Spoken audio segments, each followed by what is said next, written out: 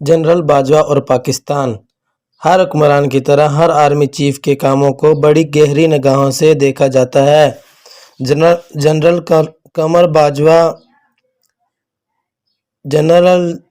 General Qamar Javed Bajwa بظاہر ہنس مکھ ہیں، مگر وہ اس دور میں فوج کے سربراہ بنے جب خطرات اور دہشت گردی کا سامنا تھا۔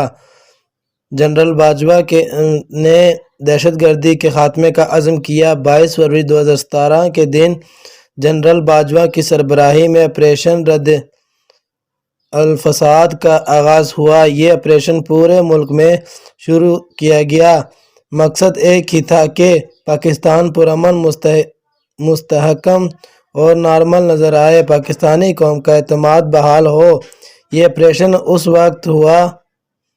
وقت شروع ہوا جب قبائلی علاقوں میں دہشت گردی نے پناہ لے کر زندگی مفلوج کرنے کی بھرپور کوشش کی۔ اس آپریشن کے لیے حکمت عملی بنائی گئی۔ کاؤنٹر ٹیررزم کے 3 بنیادی نکتے تھے۔ پہلا نکتہ، طاقت کا استعمال صرف ریاست کی صوابدید ہو۔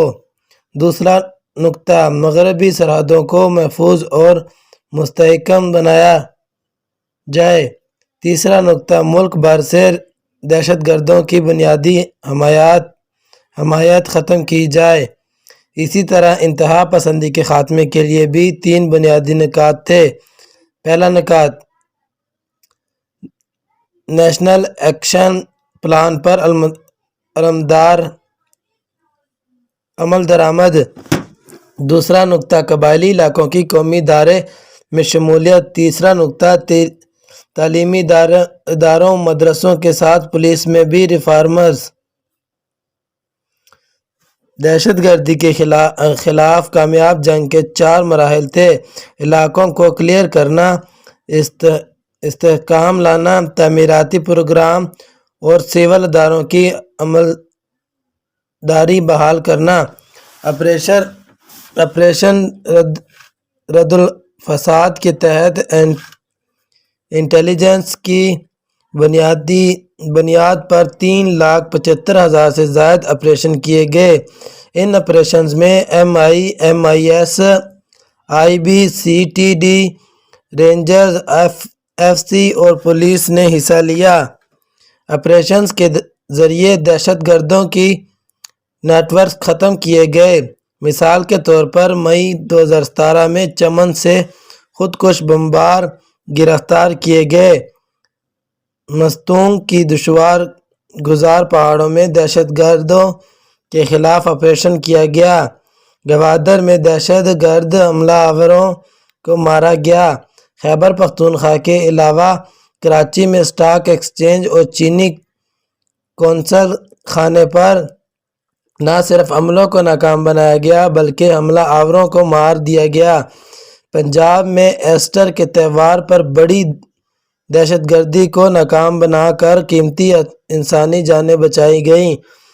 دہشت گردوں سے بڑی تعداد میں اسلحہ برآمد کیا گیا۔ باڑ کے ذریعے سرحدوں کو محفوظ اور مستحکم بنانے کی غرض سے پاک افغان سرحد پر 84% کام مکمل ہو چکا ہے، جب پاکستان ایران بارڈر پر 43% کام ہو چکا ہے۔ ان بارڈرز پر بارڈر پوسٹیں اور ٹرمینلز بنائے گئے ہیں۔ مشکل حالات میں قبائلی علاقوں میں 423 چیک پوسٹیں بنائی گئی تھیں۔ امن و امان میں بہتری کے باعث اب 248 پوسٹیں رہ گئی ہیں۔ اس دوران سیکورٹی فورسز نے پولیس کے 37,000 جوانوں کو تربیت دی۔ یہ عمل اب بھی جاری ہے۔ لیویز کو بھی تربیت دی گئی۔ خالی کروائے گئے علاقوں میں مقامی لوگ پھر سے آباد ہو گئے ہیں۔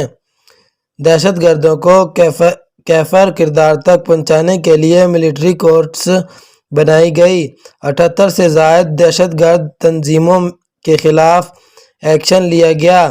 منی لانڈرنگ، بطہ خوری، اغوا برائے تاوان اور ٹارگٹ کلنگ پر قابو پایا گیا۔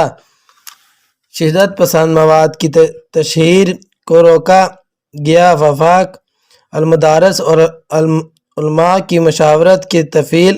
1800 سے زائد مذہبی رہنما پیغام پاکستان کے تحت انتہا پسندی کے خلاف یک زبان ہوئے۔ پیغام پاکستان نے نوجوانوں کو مذہب کے نام پر دہشت گردی کے چنگل میں جانے سے بچایا۔ آپریشن کے دوران ہی چھٹی مردم شماری ہوئی۔ آپریشن کے باعث امن و امان کی صورتحال میں بہتری آئی۔ کراچی 2014 میں جرائم کے اعتبار سے 6 نمبر پر تھا، اب وہ 106 نمبر پر آ چکا ہے۔ قبائلی اضلاع میں 31 ارب کی لاگت سے 831 ترقیاتی منصوبوں پر کام ہو رہا ہے۔ بلوچستان میں سی پیک کے علاوہ بھی کئی بڑے منصوبوں پر کام ہو رہا ہے۔ اب کھیل کے میدان آباد ہیں۔ سیاست کے لیے دنیا گوادر، گلگت بلتستان اور کیٹو کے طرف دیکھ رہی ہے، مگر اب ہمیں کورونا جیسی وبا کا سامنا ہے۔ چین نے پاکستانی افواج کے لیے ویکسین تحفے کے طور پر دی تھی۔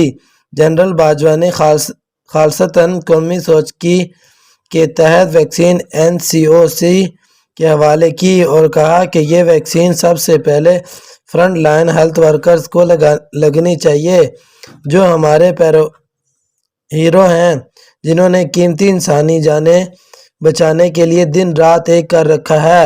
اس دوران فوڈ سیکورٹی کے حوالے سے بھی کام کیا گیا۔ تعلیمی نظام کا بھی جائزہ لیا گیا، کیونکہ ہم دنیا کے تعلیمی انڈیکس میں بہت پیچھے ہیں۔ ہمارے ہاں 25 ملین بچے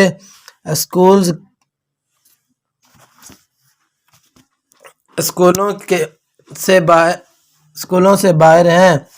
ہمارے ہاں 1 سے زائد تعلیمی نظام ہیں۔ سرکاری ادارے، پرائیویٹ اور مدرسے قوم کی تقسیم کا سبب ہیں۔ 1947 میں ہمارے ہاں 247 مدرسے تھے اور آج مدرسوں کی تعداد 30,000 ہے۔